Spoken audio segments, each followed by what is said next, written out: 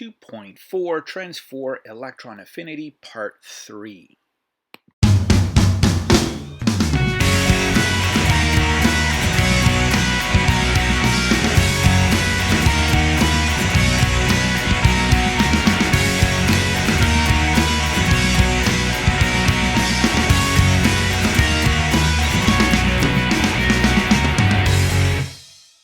Here is the last trend that we're going to look at, the trend for electron affinity. Electron affinity measures the change in energy that occurs when an electron is added to the outer energy level of an atom to form a negative ion. So, in fact, we're looking at the electron affinity being greatest towards the nonmetals of the periodic table. So the electron affinity tends to decrease down the group, and it tends to increase across because we're moving towards the non-metal portion of the periodic table. And one thing to make note that chlorine is the most reactive, and it actually has the highest electron affinity of all the non-metals, sorry.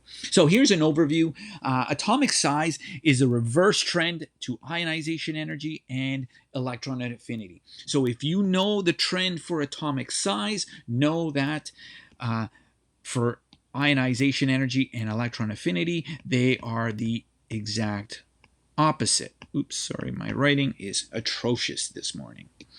Now, groups 16 and 17 elements on the periodic table, so we're moving all the way to the halogen group here.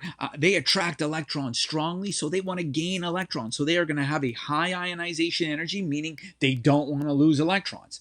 But they're going to also have a high electron affinity because that's the change in energy that once they get that electron that they need.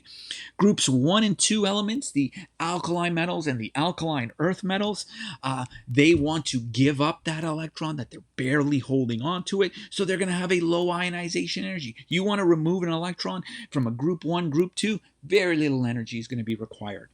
However, there's also going to be a low electron affinity because they do not want to, in fact, gain any electrons. That's what electron affinity. So think of electron affinity as the affinity for electrons. They want electrons. Do group 1 and 2. Group 1 and 2 atoms do not want electrons.